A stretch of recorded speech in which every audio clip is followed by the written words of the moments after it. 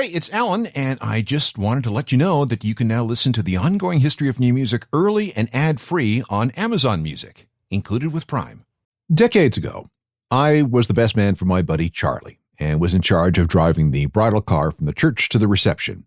The happy couple were in the back seat, and next to me up front was the bride's sister-in-law. When I started the car, Welcome to the Jungle from Guns N' Roses started playing on the radio, and the sister-in-law freaked out. "What is this garbage?" she screamed. "Turn it off!" I looked at Charlie. He looked at me, and then he just shrugged. No sense in making waves. So I switched to a pop station. But the sister-in-law's violent reaction to the Gunners stayed with me. Then, not long ago, I was in a car with a friend when Rage Against the Machine's Bulls on Parade came on the radio. I instinctively turned it up. I mean, why not? It's an awesome song. But my friend shrieked, "What is this?" "Bleep," she said. "It's awful. You can't possibly like this." Now, I was slightly taken aback. We go back a couple of decades, and she came from an alt-rock radio background, too. Her life used to be filled with this kind of music. How could she not like Rage Against the Machine? "I don't know," she said. "Maybe I'm just getting old. I prefer softer stuff these days." And there it was again, an example of how someone's musical tastes evolve with age. It's just something that happens with most people. Most take that as a given, but not me, though, which is something that's always fascinated me. There has to be some kind of science behind why we listen to different types and styles of music as we go through life and why things change. So I tracked down this science, and I have some answers. And we're going to call this episode, "What a Drag It Is Getting Old Musically." This is the Ongoing History of New Music podcast with Alan Cross. I'm gonna put a hold in my TV set. I don't wanna grow up. Open up the medicine chest. I don't wanna grow up. I don't wanna have to shout it out. I don't want my head. The Ramones covering the Tom Waits song, "I Don't Want to Grow Up," back in 1996. Now, I get it. Me too. Adulting is hard. But there's no fighting it. We all age, and as we get older, many of us, well, the majority of us, in fact, find that our tastes in music change and evolve. This isn't weird or any kind of moral or aesthetic or creative shortcoming. It's really just part of the circle of life, and it comes with some pretty fascinating studies. Hello again, I'm Alan Cross, and what I would like to do on this episode is explore how our relationships with music change over the years and the decades. We're going to go deep into the psychology and demographics of our musical tastes.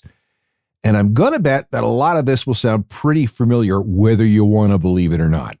However, there will be no judgment. This is just how things are. And by the end of this show, you'll hopefully understand why.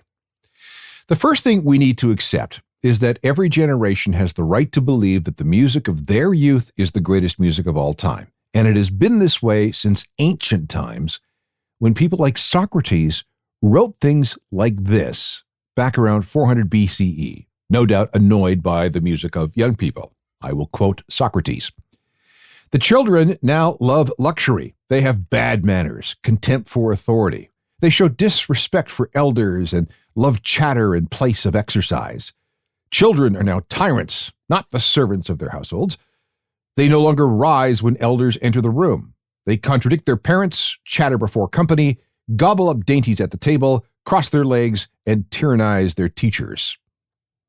All right, then we have Plato. He wrote this: "Forms and rhythms in music are never altered without producing changes in the entire fabric of society. It is here that we must be so careful, since these new forms creep in imperceptibly in the form of seemingly harmless diversion. But, little by little, this mischief becomes more and more familiar and spreads into our manners and pursuits. Then, with gathering force, it invades men's dealings with one another and goes on to attack the laws and the Constitution with reckless impudence until it ends by overthrowing the whole structure of public and private life." He was talking about music. And this is the kind of music he was talking about.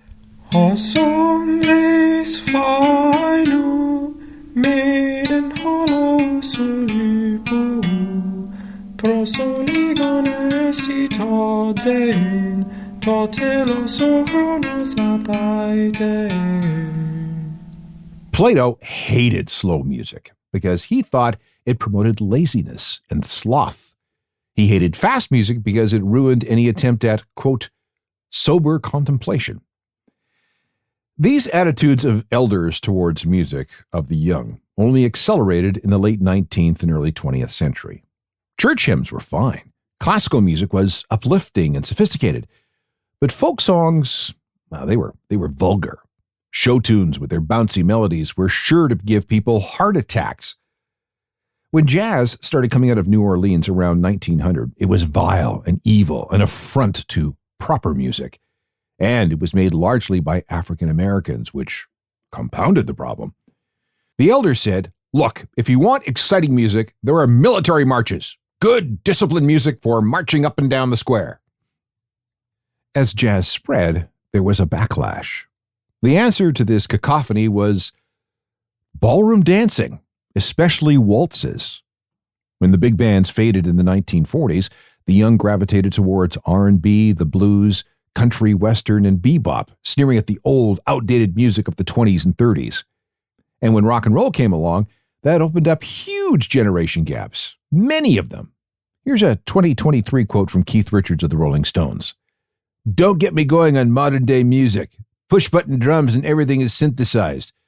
Digital recording is a one-way toilet. This is a guy who played guitar behind Mick Jagger as he sang, man, what a drag it is getting old. In other words, says Keith, the more music changed, the more the attitudes of both the young and the old stayed the same. But why? Well, first of all, in general, no young person wants to be like their parents, at least not at first. Second, music is very important to our personal and emotional development. My long-held theory is that there's a sweet spot for all of us when it comes to music. It runs roughly from the time you enter high school until sometime in your early 20s when you have to deal with the real world. That's when we have all kinds of time to devote to the pursuit of music, listening to it, learning to play an instrument, going to shows. They are our musical coming-of-age years. There's a second component to this, too. During those years, we're growing as human beings, trying to figure out our place in the universe. We're very malleable, confused, curious, and we need assistance. So we use music to figure out who we are intellectually and emotionally. We use it to create our identity. Once we get a handle on that, we then use this music to project our identity to the rest of the world. We tell anyone who will listen that this is our favorite music and these are our favorite artists, and therefore that is who we are. This is called using music as an identity marker. We might adopt specific fashion trends associated with that music. Punk, metal, goth, so on. We form friendships with like-minded music fans. They become our tribes, or as researchers call them, our social constructs. We're sucked into all kinds of rat holes adjacent to our favorite music scene. Politics, social issues, creative lanes, areas of sexuality. There's also a neurological angle to this. By adolescence, our brains have developed to where we can finally process everything that we're hearing. Then you add in all the strong emotions that we have in puberty. The results are strong and lasting bonds related to memory, emotion, and identity, and they're all wrapped up in music. It is not an overstatement to say that our love of music as young people influences who we become and who we are for the rest of our lives, and it continues today. It happened with boomers, Gen X, Gen Y, and now Gen Z, the people born between the late 1990s and the early 2010s. Studies showed that they are streaming music every single day, and they average somewhere around 4.5 hours of music listening every single day. That's more than Gen Y, Gen X, and the boomers.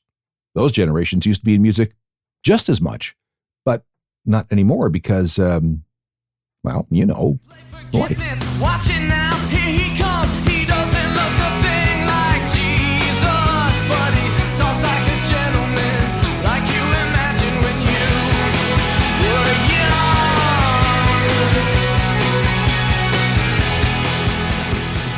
Many of us are bathed in music and music culture between the ages of, well, let's say 14 and 24.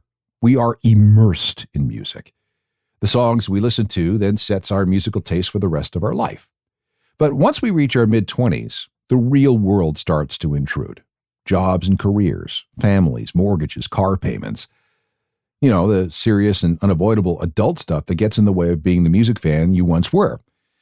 You just don't have the time or the money or the inclination to go to shows or to scour the scenes for new songs and new bands. And a funny thing starts to creep into your mind. You know, new music isn't as good as it was when I was young. Let's go a little deeper into that. Spotify has been a great source of data. By looking at listener habits, we've been able to glean more information than ever about our collective musical tastes. Most of our musical lives begin with pop music. It's easily digestible with singable melodies and fun beats. The top 40 becomes our life, or if not the top 40, the most prevalent songs that we hear in our immediate environment. The New York Times did an analysis of Spotify data and found the following. First, for men. The most important period for forming musical taste is between the ages of 13 and 16. On average, men were 14 when their all-time favorite song was released. It's a little different for women. Their most impressionable years for music are between 11 and 14. Their favorite song probably came out when they were 13. The Times gives two examples.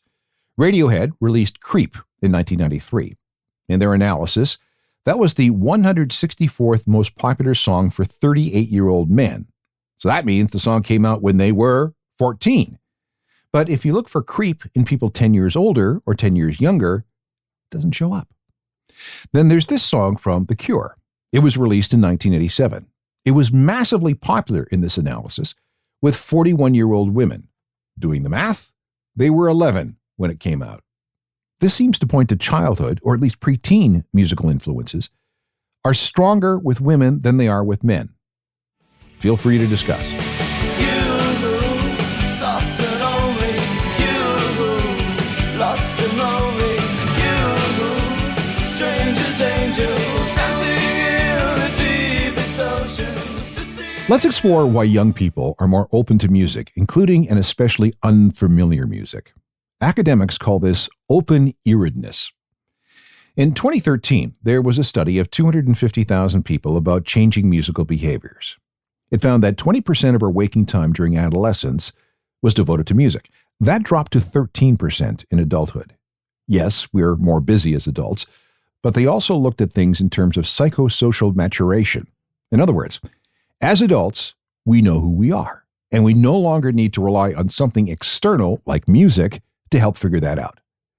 This is why our musical tastes evolve so quickly through to age 24.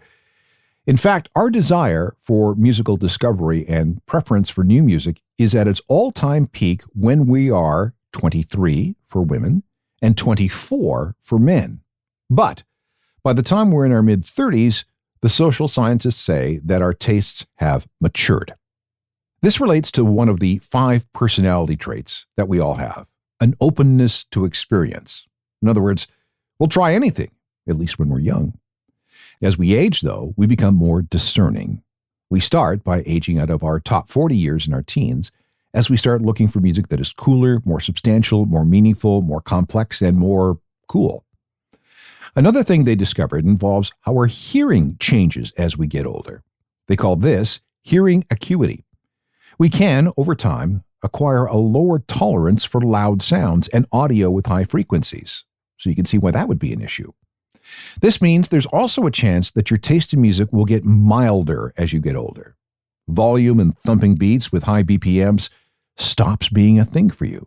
Life itself is now getting you stressed out enough that you don't need high volume, high energy music all the time. You don't need that adrenaline rush because you're already adrenalized with stress and cortisol. In fact, that kind of music may become more irritating.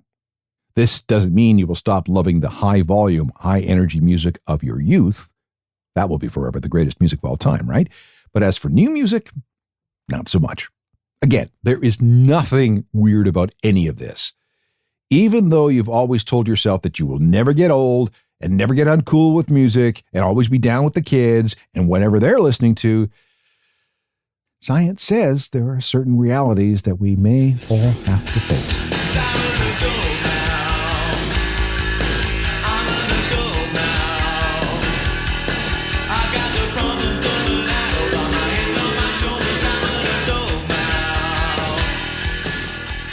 So, when does our musical taste officially become old? More science coming up next. This is a program filled with dangerous truths, and I'll let The Simpsons reset things for us. You make me feel like dancing. I want to dance the night away. What the hell are you two doing? It's called rocking out. You wouldn't understand, Dad. You're not with it. I used to be with it, but then they changed what it was. Now what I'm with isn't it, and what's it seems weird and scary to me. It'll happen to you. No way, man. We're going to keep on rocking forever. Forever. Forever. Forever. Forever. Forever. Bad news. If you're like most of the population, and yes, I am generalizing a lot on this episode, we will all end up like Homer in some way. We'll believe that rock attained perfection in insert year here. But when? Well, let's ask science. And here's my personal experience. I was in the gym, and in the middle of my workout, some god-awful, mumbly, mid-tempo auto-tuned song came on. To me, it sounded like bad poetry over an overly complicated and poorly constructed beat. There was no chorus. There was nothing sing-alongable. There was little to the arrangement. It meandered on and on and on for about 4 minutes before something less terrible came on. But during those 4 minutes, I had both an emotional and physical reaction. How could anybody think that this was good music? And if the kids are listening to this stuff today, there's something wrong with them. Then I realized something. Abe Simpson's prophecy had once again come true. Now, I'm going to be honest, a lot of contemporary music leaves me cold because I think it's just bad. I'm not immune to that cycle of life thing that I mentioned earlier. And I listen to and analyze and write about music for a living. Which brings me to John S. Dwight, a composer of hymns in the 19th century. He wrote this about the new music of his day. Such tunes, although whistled and sung by everybody, are erroneously supposed to have taken a deep hold of the popular mind. But they are hummed and whistled without musical emotion. They persevere and haunt the morbidly sensitive nerves of deeply musical persons, so that they too hum and whistle them voluntarily, hating them, even while they hum them. Such a melody breaks out every now and then, like a morbid irritation of the skin. Look, I still love plenty of music that's being made today. It's just that with each passing year, science says I'm less likely to understand a larger subset of it. And if you're nodding in agreement, listen to this. There have been plenty of studies on how and why our tastes in music change as we get older, which brings me to some 2023 research of American Spotify and Amazon Echo users. It's quite enlightening. It found that by the time we turned 33, we start to not only drift away from new music, the new music of the day, but we find it to be a racket, a cacophony, noise. It's the onset of a type of musical paralysis. If you have kids and are exposed to their music, which is probably a lot of contemporary pop on repeat, that threshold, that time that we start to get annoyed, drops to the age of 27. But we still have a thirst for something new, or at least new to us. So what do many of us do? We go back to those coming-of-age years between 14 and 24 and start exploring songs, albums, and artists that we missed the first time around. Maybe it was stuff that was a little too radical and too different for us back then, or because we were absorbing so much so fast, this is stuff that fell through the cracks. For example, let's say that you were 14 when grunge hit in late 1991. You sucked up all the Nirvana and Pearl Jam and Alice in Chains and Soundgarden that you could. From there, you moved to Smashing Pumpkins, Stone Temple Pilots, and the Red Hot Chili Peppers. And the more you listened, the deeper you went. Pixies, Ministry, Tool, Nine Inch Nails, Jane's Addiction. There was Manchester and Britpop and third wave ska and so on. The 90s were like that. Now let's fast forward to today. If it's 2023, you're in your mid-40s. You still love discovering music, but the current stuff doesn't hold your attention. What do? Well, you go back to the 90s for the stuff that was adjacent to all the acts I just mentioned, but went unnoticed by you at the time. This is material that has all the power and energy and appeal that you remember from that era. And even though it's decades old, it is new to you. So isn't that like being 14 again and finding that next great band? Yes, it is. Here's an act from the early 1990s that you may have missed. Let's see if this starts you down a new-to-you path. There was a Scottish band called Eugenius that Kurt Cobain loved so much that he invited them to open for Nirvana on their 1991 European tour. Kurt's endorsement of the band got them a major label deal with Atlantic Records, which resulted in two very well-reviewed albums. One was called Umalama in 1992 and Mary Queen of Scots in 1994. But after a little bit of alt-rock radio airplay, Eugenius just disappeared. Too bad, because they were really quite good. If you remember Eugenius, good for you. You must have been really deep into the alt-rock scene back then and have a very good memory. But if you don't, then I'm talking to you. If you're in your mid-40s, loved grunge as a teenager, want to hear something new to you, and you've never heard of Eugenius, try this. It's a 1993 single called Easter Bunny, and Kurt Cobain loved it. Made my plans not to rush.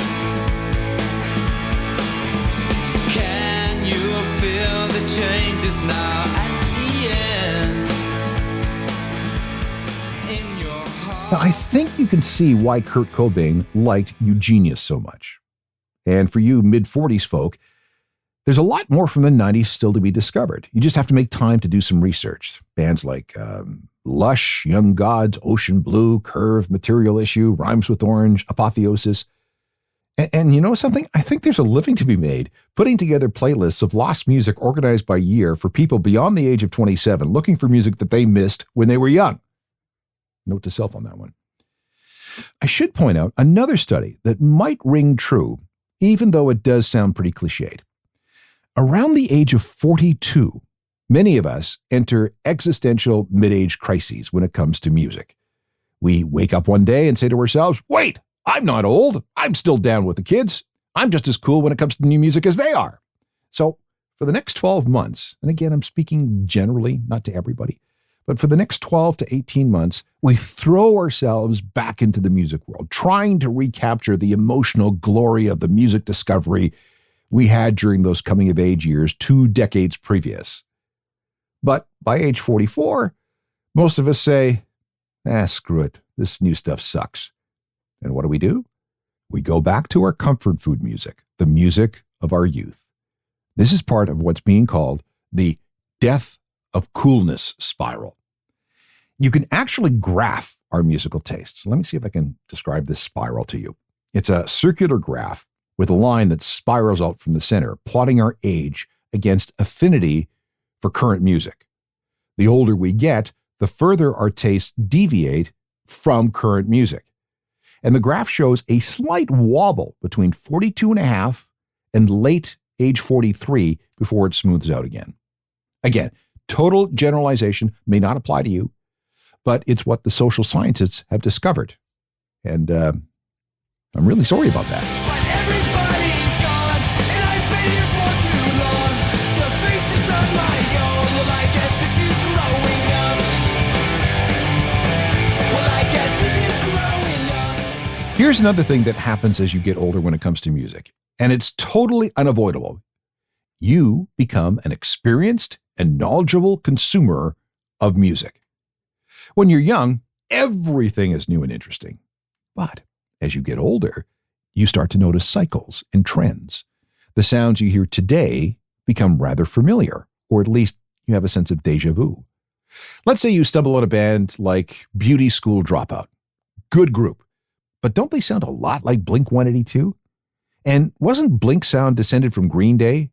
And isn't there a lot of Ramones in the Green Day sound? And what were the Ramones but 60s pop songs played loud and fast? Your musical knowledge can make things very annoying because it may seem that history is on repeat. Everything old becomes new again, and current music seems like it's just recycled and rehashed stuff from the past. How many times have you said, hey, that new song by blank sounds a lot like the song by blank from back in the day? Certainly happened a lot to boomers and Gen Xers when they first heard Greta Van Fleet in 2017. The kids thought they were new and fresh. But God, didn't Led Zeppelin sound like this in 1971?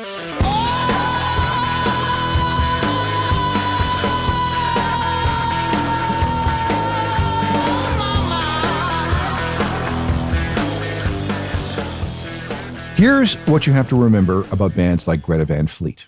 First, there are always going to be styles of music that are independently rediscovered over and over and over again by subsequent generations. Second, today's young musicians have the entirety of the world's music at their fingertips through streaming platforms.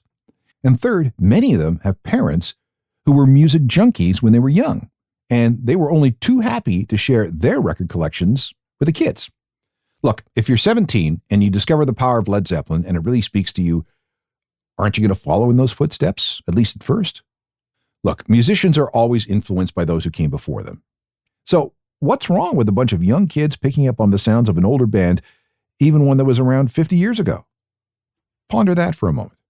And when we come back, we'll look at a few more things about our evolving tastes of music when it comes to aging. We have been exploring why your grandparents still like Elvis, why your dad is into Bon Jovi, and why you still love bands that you discovered when you were 14.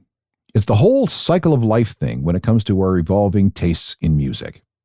And now it's time to discuss nostalgia. Broadly defined, nostalgia is being sentimental about the past. It's a psychic happy place. The word first came into use in the 16th century by a medical student observing how Swiss mercenaries became anxious after spending months fighting away from home. He thought it was a form of melancholy, almost a type of mental illness. Today, though, nostalgia is just a pining for the good old days, whatever that means to you. As we've seen, the good old days for music go back to when you were 14 or so and move forward from there. Now, there is some wiggle room there. Other studies have shown that the nostalgic sweet spot is at age 17. Others say that it's age 19. But we really don't have to be that specific, other than to say it falls somewhere during those all-important coming-of-age musically years, mid-teens to late adolescence and early adulthood. And this nostalgia trend tends to be very stable in all of us over many years. Nostalgia can be a very, very powerful thing. Marketers know this. The music industry knows this. And promoters know this. This is why so many legacy bands, let's call any act that was big before 2000 legacy or heritage, that's why they're still with us. That's why they're still able to fill arenas. Boomers, Gen Xers, and increasing numbers of Gen Y are only too happy to pay whatever it costs to relive their youth by seeing a band that they used to mosh to when they were 16. This explains why festival headliners are getting older. The average age of a lead singer or solo artist at a major festival is now at least 50 and is quickly moving higher. And if we take acts like Ed Sheeran, Beyonce, and Taylor Swift out of the equation, the vast majority of the all-time top-grossing tours have been acts with an average age of 45 and above. Elton John, U2, Coldplay, Guns N' Roses, Rolling Stones, Roger Waters, Metallica, Madonna, Springsteen, you get the idea. And if Oasis were ever to get back together, the resulting tour receipts would be mega.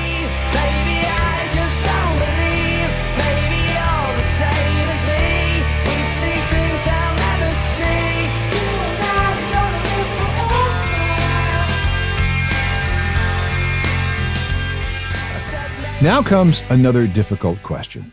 Is it possible that current music really isn't all that good when compared to what was on offer, say, 20, 30, 40, or 50 years ago?